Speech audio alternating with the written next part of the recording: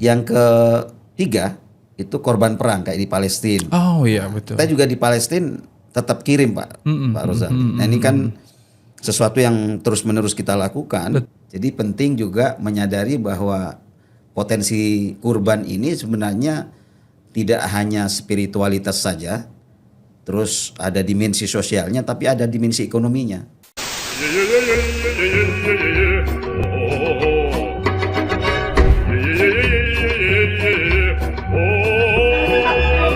Assalamualaikum warahmatullahi wabarakatuh. Teman-teman, selamat datang di dalam acara Peci dan Kopi. Kita kali ini akan berbincang bersama pengurus Lembaga Amil Zakat Nahdlatul Ulama untuk membincangkan mengenai kurban tahun 2024 yang nanti pada tanggal 17 sangat fantastis karena mencapai 28,2 triliun.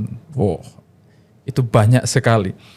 Angka itu berasal dari 2,16 juta pekurban atau sohibul kurban yang akan mentasarufkan hartanya untuk membeli hewan kurban untuk didistribusikan. Nah, untuk itu kita sudah kehadiran narasumber dari Lazisnu, Haji Ending Syarifuddin. Assalamualaikum Mas. Waalaikumsalam Mas Rozali. Aduh, makin keren aja nih. Senang terus. Sehat Mas ya? Alhamdulillah. Baik, terima kasih atas kehadirannya Mas. Kita mau ngobrol-ngobrol mengenai kurban tahun ini. Ini potensinya sangat besar Mas ya. Kurban potensi tahun 2024 ini 28,2 triliun. Dan itu naik angkanya.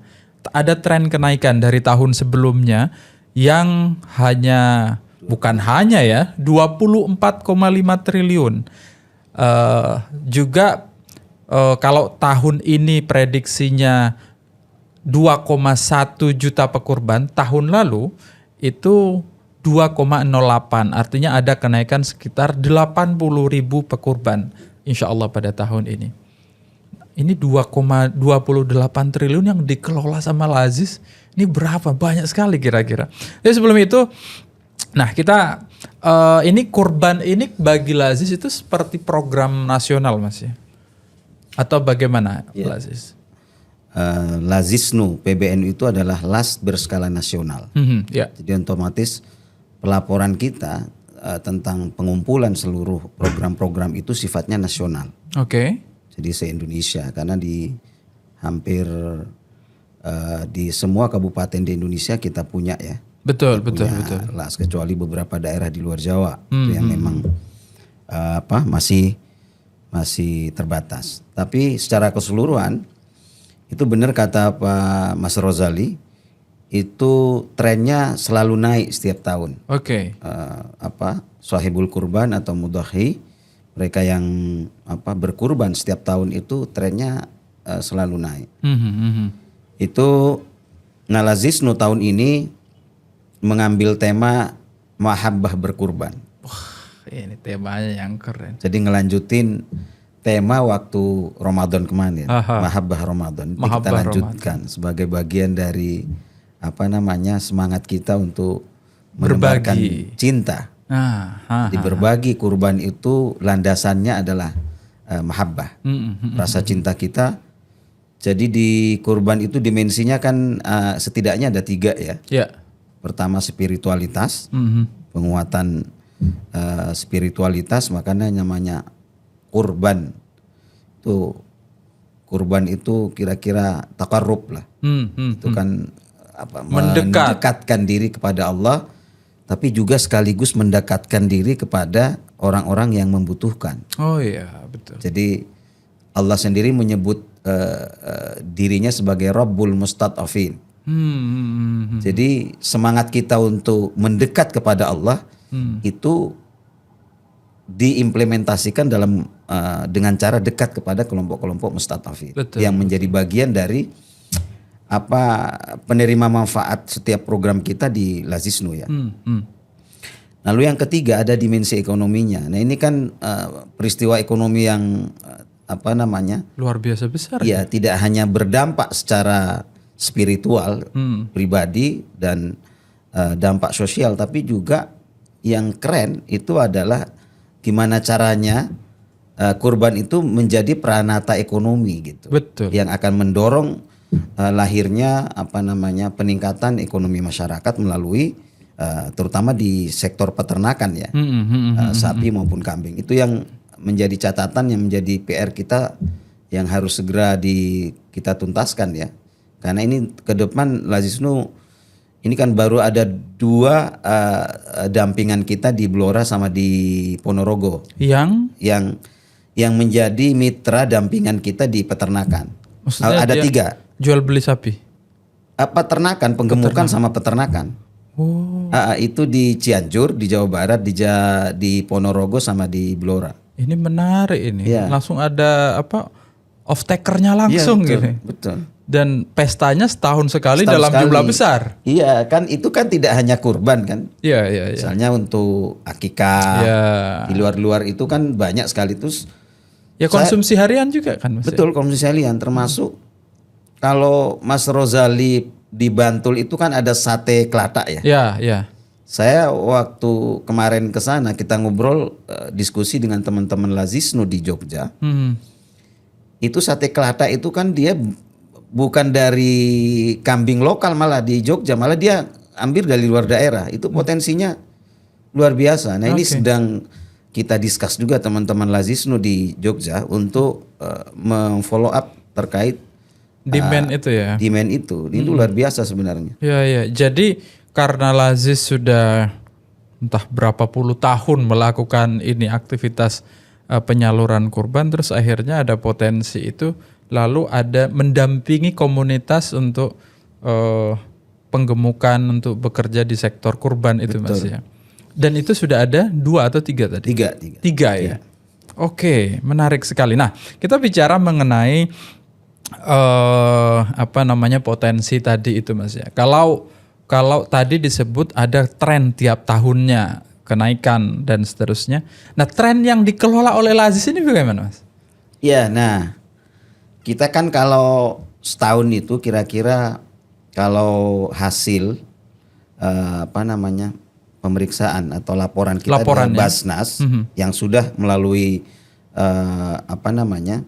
akuntan publik ya, sudah melalui KAP itu tahun 2023 ini tahun kemarin itu 2,3 triliun pengumpulan kita triliun. Ya program nasional itu. Nah dari 2,3 triliun itu ada 1,7 triliun itu yang dari kurban. Oh, jadi lebih dari separuh ya? Iya, lebih dari 50% lah, sekitar 60% itu justru potensinya di situ. Nah makanya kita dari data ini kita lagi itu tadi mengembangkan sektor peternakan bersama teman-teman Lazisnu di daerah. Kita lagi doakanlah mudah-mudahan semakin berkembang potensi kita di pengumpulan. Nanti itu akan kita upayakan ditambah lagi selain yang 3 tempat tadi untuk pengembangan sektor peternakan, Mas Rozali. Jadi kalau tren tahunannya itu kalau tahun lalu berarti untuk perolehan kurban itu mencapai 1,7 triliun dan itu trennya naik dari tahun sebelumnya ya. Oke. Nah, ini ngomong-ngomong mengenai perolehan, bicara perolehan. Ini Lazis ini kan perolehannya itu cara pengumpulan kurbannya itu kan ada yang konvensional Mas ya. Konvensional. Ini kan Lazisnu PBNU di pusat. Tapi kan sampai ke ranting itu dia ngumpulin sendiri-sendiri juga begitu ya. Dan laporannya dijadikan satu. Sehingga ketemu 1,7 triliun. Itu mungkin kalau ditanya berapa lembaga yang ngumpulin kayaknya banyak sekali Mas. Banyak sekali itu. Banyak. Karena NU sendiri sampai ke bawah. Iya. Jadi kalau sekarang di Basnas itu bahkan kita diminta untuk membuat laporan namanya ada yang on balance sheet, ada yang off balance sheet. Apa itu? Jadi ada yang kan ada praktek-praktek yang tidak tercatat kan. Betul. Di masyarakat kita itu. Nah ini perlu Mas Rozali tahu bahwa masyarakat kita itu masih senang berzakat atau infak sedekah itu langsung ke off takernya apa penerima manfaat penerimanya, langsung gitu. Mustahik langsung. Jadi nggak melalui amil zakat itu banyak sekali. Iya. Nah, ini yang sedang Basnas minta bantuan Lazisnu juga untuk menyampaikan laporan yang off balance sheet itu. Jadi kira-kira nggak tercatat lah, kayak praktek kurban langsung kurban di mana gitu. Nah, ini minta kita juga Basnas meminta Lazisnu untuk memberi informasi terkait yang off balance sheet itu. Oh iya, karena kan kadang-kadang masyarakat kita sudah nggak mau riak lah ya Mas ya. Sembunyi-sembunyi udahlah kasih langsung kambing ke musolanya. Gitu. Itu juga sekaligus tantangan buat LAS, buat filantropi berbasis agama ini.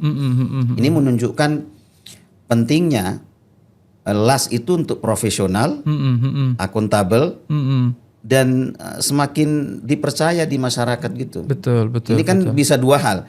Bisa orang berarti kenapa langsung, bisa jadi masyarakat masih belum sepenuhnya yakin dengan LAS. Ini apalagi dengan isu-isu yang kemarin kan ada isu terorisme, pembiayaan terorisme oleh LAS. Betul. Terus kemarin sempat kawan-kawan sebelah ada yang masalah itu menambah ketidakpercayaan. Nah, itu tantangan buat kita yang pegiat filantropi, pegiat LAS untuk memastikan bahwa kita itu seluruh pelaksanaan program kita termasuk dalam konteks ini adalah kurban itu harus nyampe betul kepada orang-orang yang benar-benar membutuhkan. Iya. Padahal sebenarnya kalau kita kurban melalui LAS seperti Lazis misalnya, itu pendistribusiannya bisa jauh Mas ya? Bisa jauh. Karena kan kita jaringannya nasional. Jadi kita bisa menghindari penumpukan di satu tempat. Betul. Misalnya di daerah-daerah yang mungkin kayak di Indonesia Timur, di Papua misalnya yang minim pekurbannya karena muslimnya juga tidak sebanyak di Jawa, itu bisa kita distribusikan ke sana. Bisa. Dan kita sangat mampu untuk melakukan itu karena ada PCNO, ada Lazis di sana, gitu-gitu Mas. Kan kalau kita berlapis ya. Iya. Misalnya daerah-daerah yang luar Jawa, misalnya daerah Papua, kan kita juga ada, tapi tidak semua ini ada Lazisnu, tapi kan ada NU. Ada NU-nya. Ada jaringan Ansor, ada jaringan yang lain. Itu biasanya kita kemitraan juga kerjasama. Dan dipastikan semua dalam terkait pelaporannya kita sudah ada juklaknya ya, juknisnya yang terkait pelaporan dan biasanya sekarang kan mudah pakai Zoom gitu untuk memastikan mereka benar-benar memberikan pelaporan program secara baik. Nah ini untuk tahun ini Mas Rozali ada beberapa tema fokus kita di distribusi kurban itu. Pertama di daerah 3T. Terus daerah bencana. Oh, daerah bencana, betul. Tanggal 13 besok kita ke Bawean, Pak Rozali. Oke. Pak Rozali ikut nggak? Oh, saya harus ikut kalau begitu. Tanggal 13 kita akan sembelih 3 hewan sapi di sana. Di daerah bencana ya. Terdampak penyintas bencana gempa kemarin. Iya. Terus yang ketiga itu korban perang kayak di Palestina. Oh iya betul. Kita juga di Palestina tetap kirim Pak Rozali. Nah ini kan sesuatu yang terus-menerus kita lakukan. Betul. Dan itu hampir sepanjang tahun sejauh isu Palestina masih ada masalah, kita tetap ikut berpartisipasi. Walaupun baru belakangan ini aja karena rame kan, akhirnya kita juga show up program-program kita di sana. Menunjukkan bahwa kita juga sebenarnya udah cukup lama sih berpartisipasi, tapi sekarang itu kan lebih ditunjukkan, kelihatan gitu karena padahal kita dari dulu dari sana sebenarnya. Tiba nggak mau, kan khasnya NU kan di situ. Iya. Tapi tuntutan masyarakat kan mengharuskan kita itu untuk menyampaikan program-program kita dengan cukup baik gitu. Jadi kalau bisa disimpulkan sedikit sebelum kita kemana-mana bahwa ini kita sudah bicara pendistribusian. Pendistribusian kita itu sampai ke Palestina Mas ya? Iya sampai. Terganggu nggak dengan perkembangan? Nah ini memang untuk situasi terakhir ini, sekitar 2 bulan terakhir ya, sebulan terakhir inilah ya. dulu ada jaringan, memang jaringan kita sampai sekarang masih terkoneksi, masih, tapi mereka memang butuh effortnya agak luar biasa gitu. Iya betul. Karena harga-harga barang kan mahal di sana. Jadi misalnya kalau hewan kurban kita di sini sekitar berapa? 2 juta kambing domba itu, di sana sampai 9 juta. Oh. Di situasi sekarang ini ya. Betul. Jadi memang akhirnya kita pakai jalan, walaupun tentu bantuan-bantuan kita di luar kurban tetap jalan lewat jalur yang kita itu di sana. Nah sekarang yang untuk kurban, karena memang kita sudah sampaikan harganya dan harga yang masuk lewat Yordan. Jadi teman-teman kita yang di Yordan nanti akan mengkoordinir untuk, karena kan di Yordan masih banyak kan pengungsi-pengungsi asal Palestina. Jadi nanti yang khusus kurban nanti kita distribusikan melalui jalur teman-teman yang di Yordan. Tapi yang bantuan yang sifatnya rutin tetap kita lewat jalur kita, tapi namanya tidak kurban sih. Tapi bisa jadi nanti mereka belikan daging atau apa terserah. Tapi ini bukan yang khusus Palestina, karena kita sudah ada dana khusus dari bantuan masyarakat yang luar biasa. Itu kita rupakan dalam bentuk agar mereka juga dalam situasi Idul Adha ini mereka tetap senang gitu. Mereka tetap tidak bersedih, mengurangi kegelisahan akibat perang ini. Jadi mereka tetap kita salurkan bantuan, Mas Rozali. Oke, baik. Ini menarik sekali ya, karena di tengah-tengah kondisi yang serba susah di Palestina itu, Lazisnu masih berupaya untuk mengirimkan bantuan-bantuan hingga ke warga Palestina, baik yang masih berada di dalam Palestina maupun yang sudah mengungsi di negara Yordania gitu Mas ya. Nah, kita bicara mengenai penggalangan ini Mas, penggalangan. Tadi kita sempat singgung penggalangan yang dilakukan dengan mekanisme yang manual. Bahkan ada yang upayanya untuk mencatatkan itu. Tapi ada juga yang sepertinya beberapa tahun terakhir memang Lazis juga kerjasama cukup dekat dengan platform-platform di luar NU. Seperti misalnya, ini kalau boleh sebut merek Mas ya, ada kayak Tokopedia, Shopee, dan lain sebagainya. Bahkan kita kalau lagi belanja di Indomaret itu, ini disumbangkan ya, kemana? Saya suka nanya itu Mas, kemana? Kataku, ini Basnas nanti kerjasama dengan Lazis katanya gitu. Nah sekarang gimana Mas? Ya, memang mau nggak mau ya, kalau dunia digital itu sesuatu yang harus kita lakukan. Betul. Walaupun itu kan sama dengan perorangan sebenarnya, cuman dia butuh perlakuan khusus karena digital ini luar biasa potensinya. Walaupun memang yang tradisional, yang on the spot misalnya datang ke Lazisnu itu masih ada. Ya, masih banyak lah. Terutama di daerah-daerah. Masih banyak yang langsung ke kantor gitu, masih ada sampai sekarang. Tapi secara umum kita juga menggunakan multi platform. Baik yang berbasis payment gateway, maupun marketplace, atau juga crowdfunding. Misalnya dengan Kitabisa juga masih kerjasama. Di internal kita sendiri di kita di nocare.id itu juga masih bisa. Gitu. Terus di Shopee, Bukalapak, dengan perbankan juga sama, masih kita dengan BCA, dengan Mandiri, dengan Mega Syariah, dengan BSI, kita sudah melakukan kerjasama. Di NU Online juga begitu di kan? Di NU Online, nah betul, di NU Online itu luar biasa karena setiap tahun trennya dahsyat, itu naik sekali.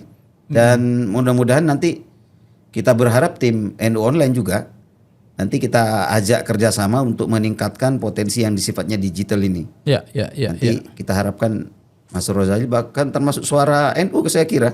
Oh iya, nanti ke depan kita harus terlibat. Harus terlibat juga, kalau perlu kanal ini juga kan ada namanya izin selain yang di bawah struktur kita, ada namanya jaringan pengumpul infak zakat infak sedekah NU, namanya JPZIS. Oh JPZIS. Nah, jadi unit-unit ini nanti dapat dapat izinnya dari izinnya Lazis.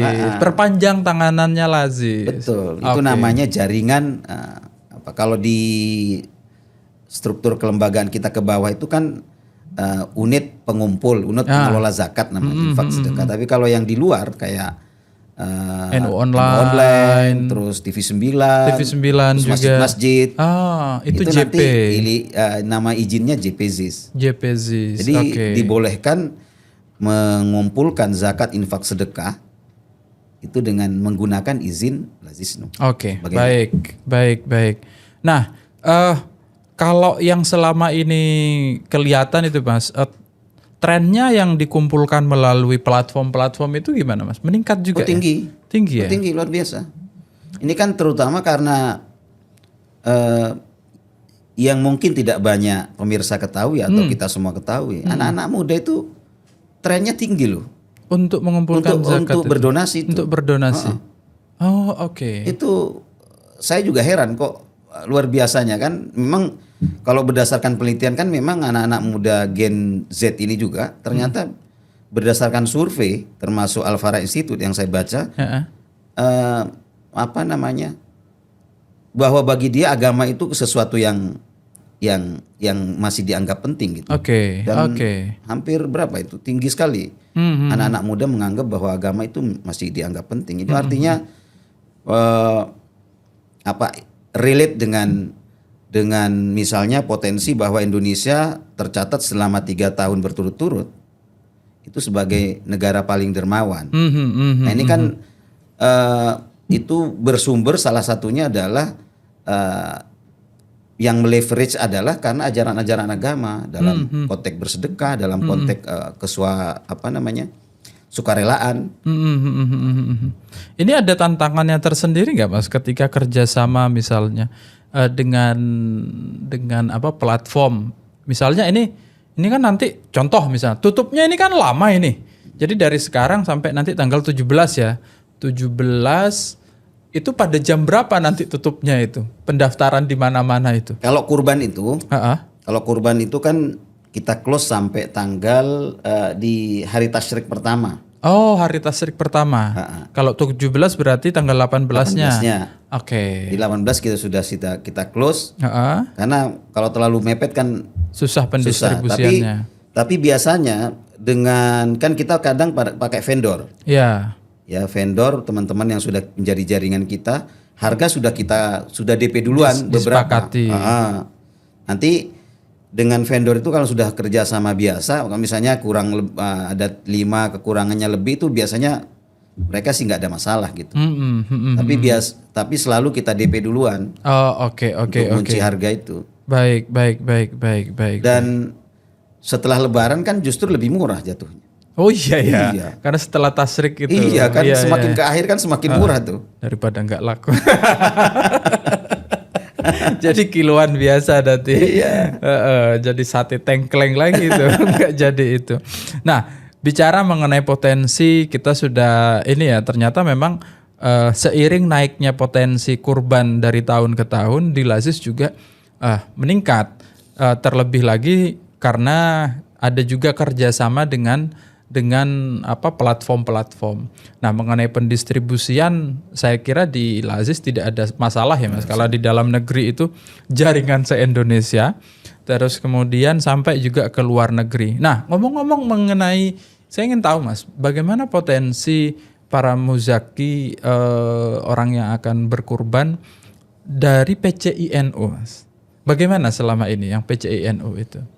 Memang salah satu yang menjadi catatan kita soal PCI-NU itu kan masing-masing negara itu kan beda-beda ya. Betul. Beda. Saya kayak di Hong Kong misalnya, dengan Hong Kong, Taiwan, dengan teman-teman yang di UK misalnya, itu kan beda ininya. Karena tentu treatmentnya tentu harus juga beda gitu. Iya. Padahal mereka tinggi sekali semangatnya. Hanya kalau di beberapa negara, termasuk misalnya Mesir, itu kan rata-rata mahasiswa tuh. Termasuk di UK mahasiswa. Iya. Ini yang pergantian orang, kalau udah lulus tiba-tiba hilang. Jadi kita tantangannya itu harus panitianya ganti-ganti. Jadi kayak kita ngisi bensin di pom bensin itu dari nol ya Mas. Gitu. Jadi ngulang lagi gitu. Itu tantangannya. Kalau di negara-negara kayak Hong Kong dia. Nah kalau Hong Kong kan relatif ini karena dia pekerja ya. Iya. Dia buruh migran. Tapi semangatnya mereka itu luar biasa dan setiap tahun itu Hong Kong, Taiwan ini penyumbang yang rutin. Jadi mereka biasanya kalau di Hong Kong kan mereka ngumpul gitu ya. Terus ada timnya sendiri yang ngolek tuh. Nanti diserahkan ke biasanya di Lazisnu PBNU dipamitin. Jadi mereka misalnya ke daerah bencana kayak kemarin ke Demak mereka kirim gitu. Tapi nanti tercatat. Iya. Baik. Karena ini menariknya di Lazis itu yang penting ini kan pencatatannya Mas ya, tercatat ke ini sehingga jumlahnya besar gitu ya. Sementara yang pada prakteknya teman-teman di bawah atau di daerah-daerah itu bisa mendistribusikan ke tempat yang diinginkan. Oke. Oh, baik Mas. Jadi nanti bagaimana nih ke depan persiapannya sampai tanggal 17 apa yang disiapkan? Ya. Kita sejauh ini sedang mempersiapkan untuk rutin misalnya. Ini kan sekarang lagi belum kita close, mungkin sekitar berapa persen, 10% lah kita buka dulu sampai akhir nanti 18 distribusian itu. Ya. Tapi secara umum sekitar 80% sudah kita close, titiknya udah pasti. Oh, titik pendistribusiannya. Betul.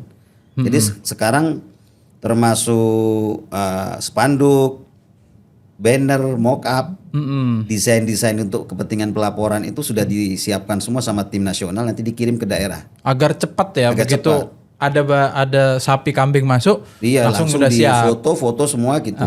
Laporannya langsung terkumpul. Jadi pendistribusian ini dengan menyertakan juga teman-teman Lazisnu di daerah untuk menghindari kesalahan dalam pelaporan segala macam administrasinya itu. Karena kan kalau dengan mitra misalnya misalnya ada dengan BPKH juga. Dengan BPKH ada dengan platform seperti Shopee, Bukalapak, dengan BCA, dengan segala macam itu. Itu nanti karena mereka harus punya standar sendiri, maka kita harus teman-teman daerah Lazisnu yang sudah terbiasa dengan kebiasaan pelaporan seperti itu mempercepat prosesnya. Iya. Betul. Baik. Ini saya memang dalam beberapa tahun terakhir teman-teman Lazisnu mengirimkan pendistribusiannya itu juga sangat cepat ya, dan kemudian teman-teman siapapun yang menjadi mitra untuk pendistribusian langsung ada SOP-nya ya Mas ya. Langsung begitu ngirim barang atau zakat waktu itu yang saya pernah membantu langsung ini ada, SOP-nya gitu. Jadi harus ada foto, tanda tangan, laporan dan seterusnya, dan itu langsung dikumpulkan dengan cepat sehingga laporan dalam skala nasionalnya bisa terkonsolidasi dengan cepat. Itu bagian dari implementasi quality kinerja kita. Value kinerja kita itu kan ada namanya mantap. Apa itu Mas? Modern. Akuntabel. Transparan, amanah dan profesional. Nah, itu nilai-nilai itu lalu di breakdown dalam kinerja nyata kita harus ada SOP-nya yang standar. Oke. Memang masih ini ya, beberapa daerah itu tantangannya kalau las berbasis ormas itu memang itu sama di masa transisi perubahan kepengurusan di daerah. Itu seringkali itu ketika misalnya pengurus PCNU berubah lagi nih lembaga. Dari nol lagi. Dari nol lagi. Makanya sekarang Lazisnu PBNU itu lagi mendesain kelembagaan yang yang 2 kamar. Jadi ada kamar pengurus, ada kamar manajemen. Iya. Jadi pengurus boleh ganti, tapi manajemen udah standar. Jadi kita nanti ada perekrutan, ada standar, segala macam, ada jam kerja. Betul. Dan seterusnya. Jadi diberlakukan standar profesional di manajemen. Baik. Karena kan mitra kita mitra korporasi ya. Betul. Jadi ada tradisi korporasi yang harus kita injek di dalam Lazisnu agar menjadi budaya kerja. Sehingga pengurus Lazisnunya boleh berubah. Tapi manajemen nggak bisa sembarang diganti orang gitu, harus ada standarnya. Karena itu menyangkut tadi itu menerapkan value kinerja dari Lazisnu dengan mantap tadi itu, sehingga nggak bongkar pasang gitu. Betul. Dan pada akhirnya marwah organisasi juga terjaga. Jadi kalau isu-isu yang selama ini kan kalau kita di isu terkait ekonomi, pengembangan termasuk isu tambang kemarin. Ya ada aja pro kontranya kan. Ada orang yang nggak yakin, bahkan orang kita sendiri nggak yakin. Ya karena budaya kerjanya kan budaya kerja ormas ya, yang semua orang bisa masuk, yang penting mau berkhidmat gitu. Nah sekarang kalau Lazisnu ini kan amanat undang-undang. Menurut saya memang harus ini Mas Rozali, memang nanti harus ada treatment khusus semacam aturan. Saya nggak tahu ya, mudah-mudahan di PBNU itu nanti juga ada semangat untuk mendesain kelembagaan yang kira-kira istilah agile organization, yang fleksibel gitu loh, yang bisa menginset kebutuhan transformasi perubahan budaya kerja di lembaga-lembaga yang memang berhubungan dengan korporasi. Kayak Lazisnu itu kan ada undang-undangnya. Atau misalnya juga Ma'arif lah misalnya kan ada undang-undangnya. Nah ini tradisi model akademik pendidikan harus diterapkan serius kalau mau maju gitu, kira-kira gitu. Jadi kalau lembaga yang berbasis undang-undang yang harus ada karena undang-undang dan harus berhubungan dengan stakeholder lain yang bekerjanya ada standar profesional, mestinya ya harus memang perlu perlakuan khusus karena kan kita harus menyesuaikan diri dengan budaya kerja di luar. Betul. Apalagi seperti Lazis ini kan berhubungan dengan uang orang banyak. Orang banyak. Iya. Dan pertanggungjawaban publiknya kan harus jelas tuh. Betul. Kalau lembaga lain kan nggak sampai miliaran atau puluhan ratusan miliar atau sampai triliunan kan. Kalau ini berhubungan dengan triliun. Nah, dari. Tapi semakin ke sini semakin perubahan kita semakin melihat adanya ini kan transformasi yang membaik di Lazis sampai kantor yang di PBNU aja udah nggak cukup Mas. Betul. Sampai pindah kan. Betul. Karena orangnya makin banyak. Baik, apa ini call to actionnya ini? Jadi mungkin menurut saya ini begini Mas, untuk Lazis yang tahun ini teman-teman juga harus menyadari satu hal, kalau Anda kurbannya dengan tetangga Anda mungkin bisa menjadi numpuk Mas ya. Tapi kalau kita kurbannya di Lazis, kita bisa mendistribusikan ke lembaga atau tempat-tempat yang memang membutuhkan. Anda nggak akan bisa dengan uang Anda untuk beli 1 ekor sapi atau kambing itu kurban untuk warga Palestina. Tapi kalau nitipinnya di Lazis itu bisa. Bisa. Gitu Mas. Bisa. Betul. Ini eranya kolaborasi kan. Sharing dan kolaborasi. Cara terbaik untuk menjadi orang baik sekarang bukan lagi kompetisi. Kompetisi itu gaya lama. Jadi betul. sekarang nggak boleh berkompetisi dengan orang lain, harus sharing, cari titik temunya agar menjadi sesuatu yang berarti, menghasilkan kerja-kerja besar itu harus sharing. Betul. Trennya. Jadi jangan nganggap kalau kompetisi ini kan kayak orang lain musuhan terus gitu. Iya. Jadi kayak titik tengkarnya yang dicari. Karena kompetisi. Nganggap orang lain musuh padahal enggak kan. Lu potensinya apa, gua apa. Ya kan? Kita kerjakan bareng-bareng. Sesuatu yang berbeda kalau jadi satu kan kelebihanmu, kekuranganku, kekuranganku, kelebihanmu. Nah, ini bisa matching. Tinggal 50-50. 70-30.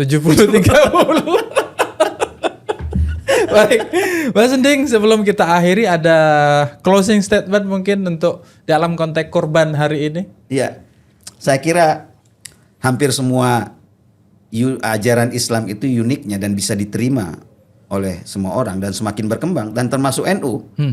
Kenapa NU semakin berkembang jumlah penduduknya berdasarkan survei terakhir itu ya? Kita sudah hampir 50% dari jumlah penduduk Indonesia. Nah ini sesuatu yang unik gitu. kita mesti menyadari bahwa ajaran-ajaran kita relatif diterima karena apa? Pertama, sekarang di samping spiritualitas yang kita pupuk, tapi kesadaran sosial itu penting. Dakwah itu nggak perlu saklek-saklek amat gitulah ya. Jadi penting juga menyadari bahwa potensi kurban ini sebenarnya tidak hanya spiritualitas saja, terus ada dimensi sosialnya, tapi ada dimensi ekonominya. Kalau kita mungkin spiritualitas dan kesadaran sosialnya kan relatif tinggi karena kita orang komunal kan. Ya. Tapi yang bagi PR buat NU itu terutama di warga NU itu adalah kurban sebagai potensi ekonomi. Nah ini yang harus menjadi PR ke depan. Jadi gimana caranya, kalau soal ngerawat kambing kan kita sejak kecil ngerawat kambing Mas Rozali. Dulu bapak kita juga di kampung kita bisa sekolah bisa apa kan belajarnya dari ngerawat kambing. Nah ini kita punya potensi untuk itu tapi di drive menjadi potensi ekonomi itu yang menjadi catatan. Sama aja kayak kita punya punya dibaiyah tapi yang memonetisasi itu malah adat alwi ya kan kayak gitu itu. Nah gimana caranya itu potensi kurban ini sesuatu yang sudah lakukan menjadi keseharian kita tapi di-create menjadi yang bernilai ekonomi gitu. Betul. Jadi bagaimana caranya 28,2 triliun itu kita mungkin separuhnya paling enggak lah separuhnya 50-50 itulah 30 lah. Iya. Oke. Baik Mas Ending, itu memang menjadi tantangan kita bersama nanti ya. Mungkin setelah 3 sekarang yang diadvokasi mungkin nanti akan berkembang. Oke, demikian teman-teman obrolan kita mengenai banyak hal ya, membicarakan santai mengenai kurban. Dari apa yang dilakukan oleh Lazis, mulai dari pengumpulannya dengan berbagai platformnya, terus kemudian trennya, terus pendistribusiannya yang jauh, sampai pada potensi perekonomian, potensi bisnis yang mungkin sekali dilakukan dan bisa juga bekerja sama dengan Lazis ternyata. Jadi ini nanti bisa langsung di follow up barangkali ya untuk tahun depan. Ini gimana caranya biar menjadi partnernya Lazis, biar diadvokasi kira-kira. Lumayan jadi partnernya Lazis, bisa langsung punya off taker kan. Jelas ini punya 100 sapi dalam 1 tahun, dalam momen Idul Adha habis ya kira-kira gitu. Jadi pekurban bukan yang menerima kurban. Jadi pekurban. Iya. Oke. Baik, nanti untuk lebih lanjutnya kita akan ngobrol-ngobrol lagi dengan Mas Ending, dengan teman-teman Lazis di akhir tanggal 17 kita akan juga terlibat untuk menyampaikan berapa sih sekarang tren pelaporannya atau pendistribusiannya sejauh mana. Ya, bagi Anda yang ingin terutama untuk berkurban di Palestina, Anda bisa mendistribusikan melalui Lazis. Demikian wallahul muwaffiq ila aqwamit thoriq. Assalamualaikum warahmatullahi wabarakatuh. Waalaikumsalam warahmatullahi wabarakatuh.